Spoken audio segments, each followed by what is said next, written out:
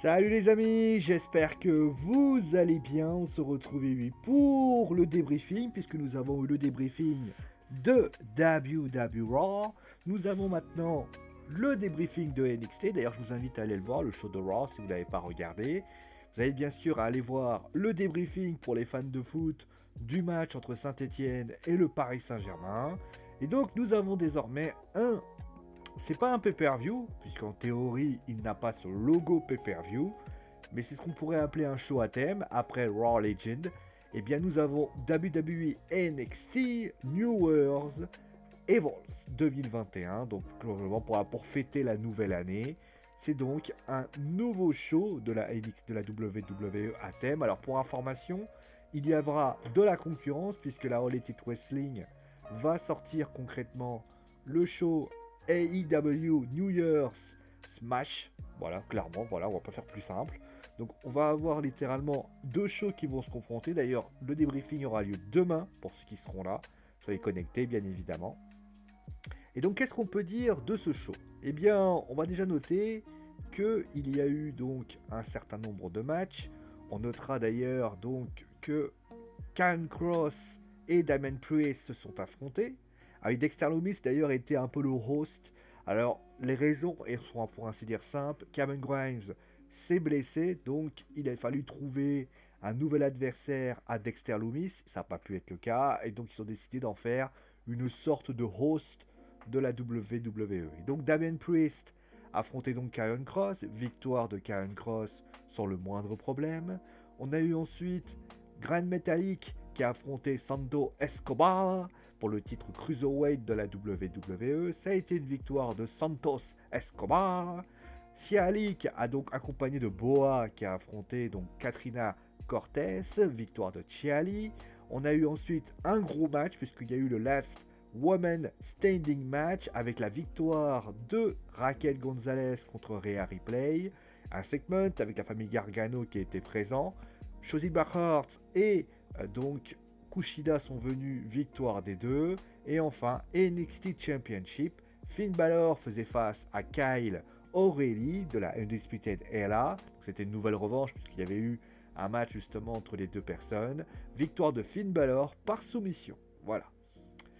Alors, qu'est-ce qu'on peut dire déjà du show global concrètement? Alors le show global, il y avait donc a priori deux défenses de titre.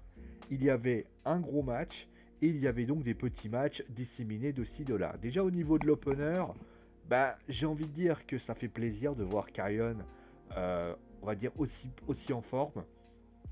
Moi j'ai trouvé très sympathique, voilà, le match était très très bien. Il y avait vraiment des belles choses. Alors certes c'était pas oufissime, mais en tout cas c'était un bon opener, j'ai plutôt apprécié. Et j'ai trouvé que le match était bien amené. Karrion qui gagne, ça peut vouloir dire aussi peut-être un futur duel entre Karrion Kross et Finn Balor, puisqu'a priori il y avait eu un segment avec Scarlett. En tout cas, c'était très très bien. Damien n'a pas démérité, mais j'ai l'impression tout de même que Damien, je sais pas qu'est-ce qu'ils veulent en faire la WWE, mais on sent que il est monté très vite. Il a notamment remporté le titre nord-américain, mais tu as le sentiment qu'il commence un peu à perdre de sa superbe. Voilà, c'est un peu la réalité par rapport à ça. Il est dans une situation où, clairement, il ne pouvait pas. D'ailleurs, je me suis trompé. Il y avait aussi un autre match qui a été annulé. C'est Tommaso Ciampa contre Timothy Thatcher. Timothy Thatcher s'est blessé également. Donc, pour ça que vous n'avez pas vu également Tommaso Ciampa. Bon, ensuite, on a eu donc le match pour le titre poids moyen. Très bon match aussi. Alors, moi, ce qui m'a gêné le plus, c'est la présence de Grand Metalik. Quand tu sais qu'il y a notamment Isaiah Scott, quand tu sais qu'il y a notamment Kushida, quand tu sais qu'il peut y avoir des lutteurs qui peuvent vraiment apporter quelque chose, c'est vrai que c'est quand même un petit peu complexe de se dire, tout simplement, on va mettre Grand Metalik de la Lucha House Party de WWE SmackDown. Ça, c'est quelque chose qui me paraît un petit peu saugrenu, même si le match était très bien. Honnêtement, moi j'ai trouvé que faire confiance aux jeunes, on en parlait notamment du côté de Raw, il y en a qui aiment bien parce que Goldberg est revenu, parce que c'est sympathique, mais là c'est vrai que de faire revenir Grand Metalik, qui a son talent, hein, clairement, Mais il aurait peut-être fallu, voilà, une vraie division. De toute façon, on sait que la WWE, la division Cruiserweight, elle n'est pas morte, mais elle manque un peu de consistance. Et donc voilà. Après, il faut quand même reconnaître que quand tu perds l'Aeroche, quand tu perds pas mal de lutteurs, c'est quand même compliqué. Ensuite, pour Ciali, bon, c'est une victoire assez classique, hein, clairement. Elle a fini a priori ce sorte de formation qui avait lieu. Ciali a donc battu Katrina Cortez. On va voir justement avec Boa ce qui va s'y amener, mais en tout cas c'était sympa. Honnêtement, c'était bien. Ça fait un petit peu justement le, comment on appelle ça, le côté des traditions chinoises un petit peu, le côté déception qui était bien amené. Et donc là c'est plutôt pas mal. Et donc on a eu ensuite le premier gros match de la soirée, puisque c'était le Last Woman Standing Match, qui était un très très bon match, clairement. On a retrouvé littéralement, voilà, moi c'est ce que je dis souvent, il faut retrouver ce que j'appelle chez moi les ingrédients du Last Woman Standing Match. C'est ce qui s'est passé. C'est ce qui s'est passé. Et concrètement, c'était pas mal. J'ai bien aimé l'intervention aussi de Dakota Kai, qui était bien amenée, qui faisait référence notamment au fait que Raquel Gonzalez et Dakota Kai sont quand même amis, et ça c'est plutôt cool. Ça a été plutôt bien amené. Il y a eu des belles choses, il y a eu notamment les menottes qui ont été utilisées, il y a eu les arrivées en coulisses qui étaient plutôt bien amenées. J'aurais aimé peut-être une intervention pour Rhea Ripley, mais bon voilà. La défaite de Rhea, certains diront que c'est gênant, pas pour moi, pour la simple et bonne raison que Raquel Gonzalez doit a priori continuer à travailler dur pour essayer d'avoir de l'exposition. Et il faut une victoire, il faut des victoires. Et la victoire, bah, c'est celle que vous avez vue là, avec la victoire de Raquel Gonzalez, qui, de mon point de vue, est plutôt une victoire probante. En plus, c'est un last moment standing match. Voilà, clairement. Mais en tout cas, c'était plutôt bien fait. Le final est très très bon. Et notamment les deux jeunes femmes qui se relèvent très péniblement. On m'attendait vraiment à un match nul. Finalement, c'était pas ce qui s'est passé. Mais en tout cas, franchement, très très bon match entre les deux jeunes femmes. Voilà. Ensuite, on a eu donc un segment avec la famille Gargano. Comment dire Euh, comment vous expliquer mon ressenti? Mon ressenti, il est assez mitigé avec la famille Gargano. Je comprends pas ce qu'ils veulent faire en fait. Je comprends pas ce qu'ils veulent faire avec Johnny Gargano, Austin Theory, Indy Hartwell et Candice LeRae. J'ai vraiment du mal à comprendre. Euh, je vois pas où ils veulent en venir. Peut-être que vous avez compris et c'est bien pour vous, mais moi j'arrive pas à piger pourquoi ces quatre-là sont ensemble. Alors, quand il y avait le couple, je comprenais, mais pourquoi ces quatre-là sont ensemble? Et le plus important, c'est qu'est-ce que ça doit amener? Je suis vraiment partagé par rapport à ce qui se passe. Là, t'as l'impression d'avoir Sami Zayn à NXT en fait. Et je doute fort que Johnny Gargano en mode Sami Zayn de NXT, ça passe. Je rappelle que Johnny Gargano a déjà fait un heel turn à NXT. Et à ne pas douter, c'était pas aussi mou du genou.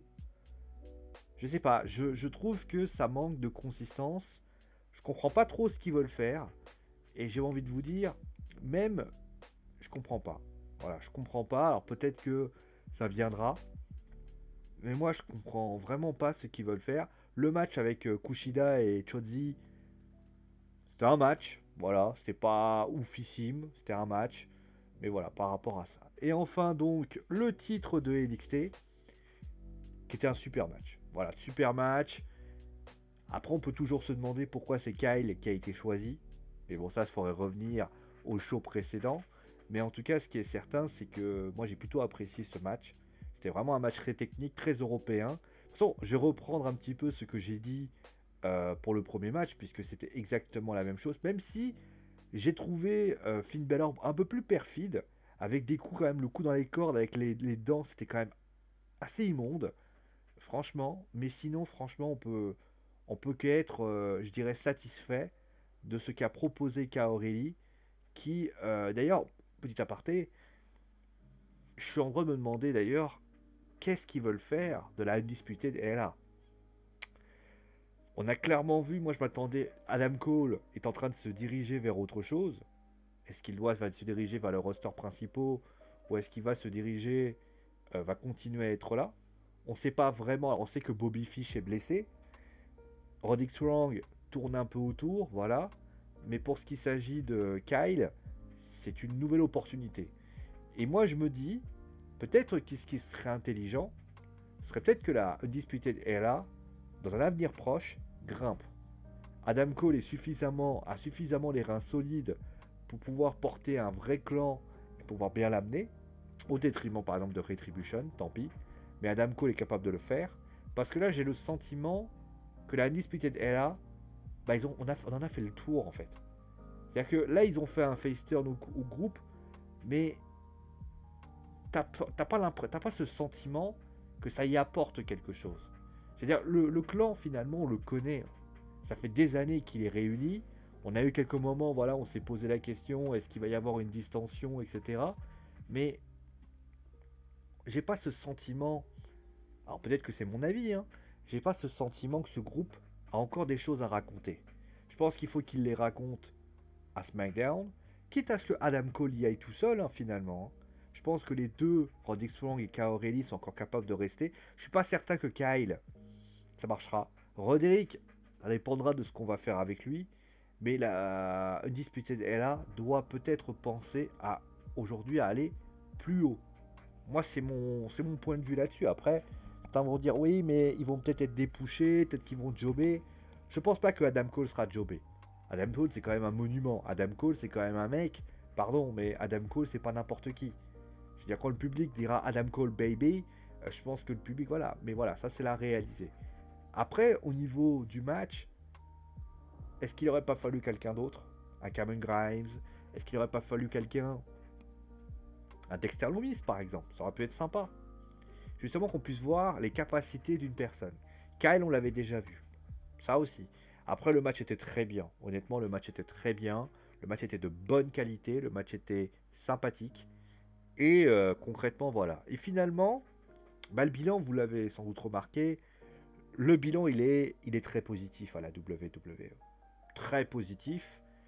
Tous les matchs qui avaient été proposés et qui devaient nous hyper ont été validés. Je pense au match, par exemple, le match féminin. Je pense au match. On peut regretter d'ailleurs l'absence de titre de Yoshirai. Mais voilà, le NXT Championship était bien. Le titre Cruiserweight était bien. Après, l'opener était intéressant. On peut regretter voilà, le segment avec Johnny Gargano que j'ai trouvé assez plat. Mais sinon, à part ça, le show se tient, le show s'accepte. Et le show, finalement, t'as envie de te dire, bordel, c'est cool. C'est cool et honnêtement, moi j'ai plutôt apprécié. Voilà, donc on verra ce que fera la All Elite Wrestling. J'ai pas encore vu le show, donc c'est pas la peine de me demander ce que j'en ai pensé. Mais en tout cas, ce qui est certain, c'est que c'était un bon show et ça, j'étais content. Allez, merci à vous tous d'avoir passé une bonne soirée avec mes côtés. On se retrouve donc demain à 21h. N'hésitez pas d'ailleurs à me dire voilà, en commentaire ce que vous avez pensé du show. Prenez soin de vous, amusez-vous bien. Et à demain pour All Elite Wrestling. Ciao les amis, ou Dynamite.